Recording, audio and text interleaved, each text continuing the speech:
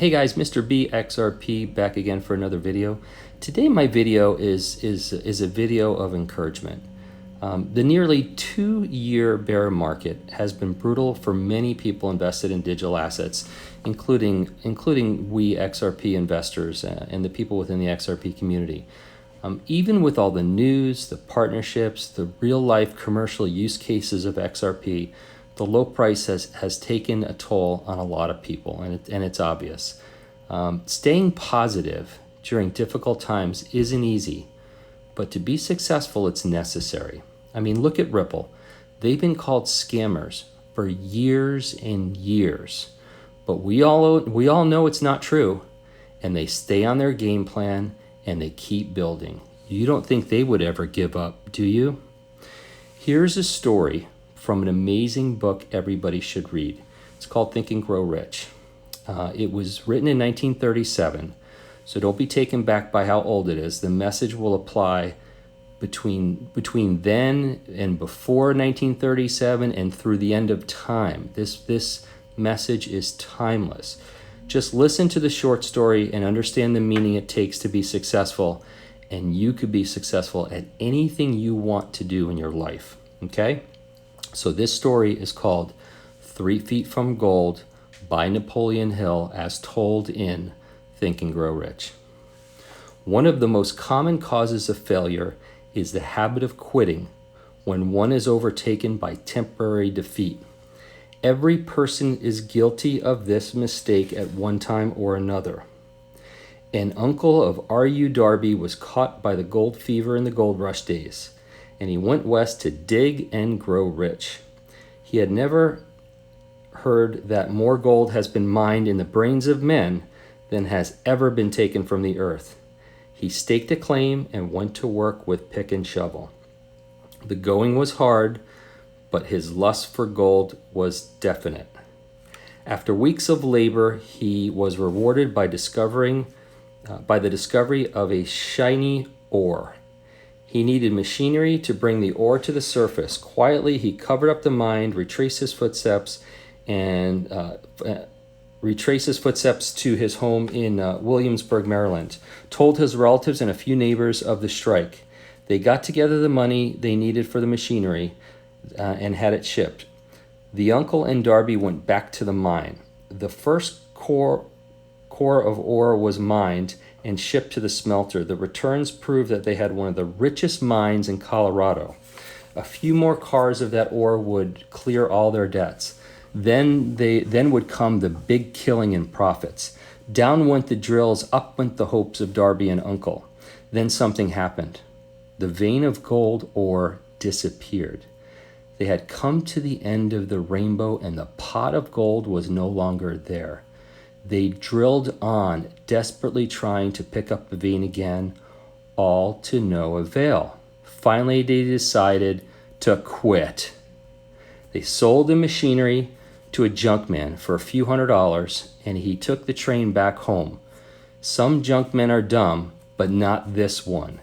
He called in a mining engineer to look at the mine and do a little calculating. The engineer advised that the project had failed because the owners were not familiar with fault lines. His calculations showed that the vein would be found just 3 feet from where the Darbys had stopped drilling. That is exactly where it was found.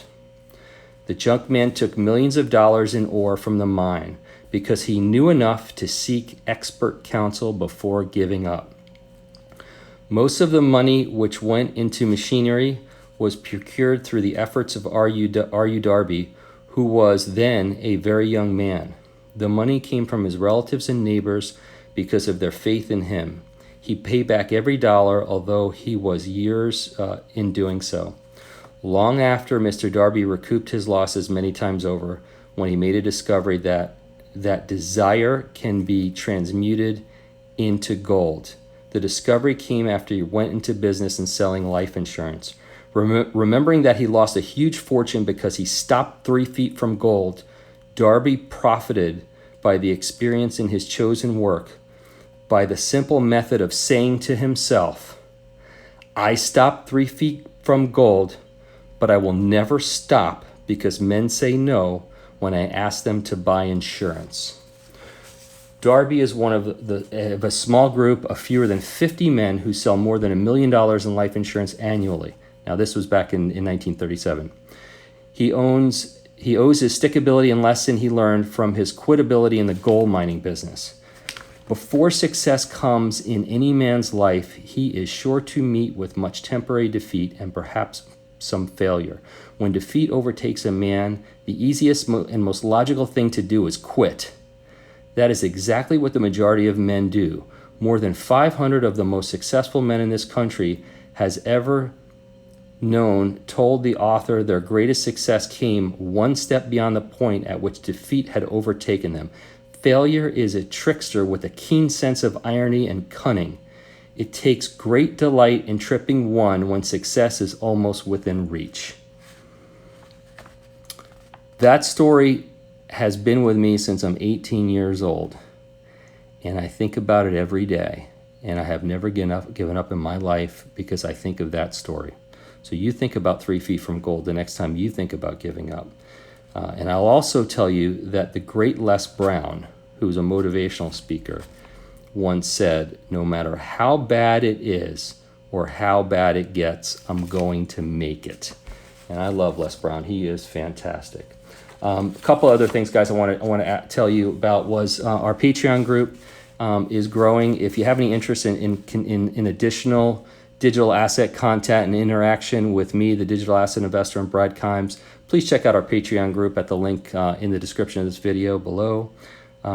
We have an introductory rate of $3.99 for the first 500 people. We're about at 350 people now, and then it goes to $4.99. So if you're interested, take a look. Also, I am not a financial advisor. I'm not an accountant. I'm not a crypto expert, and I'm not a chemical engineer.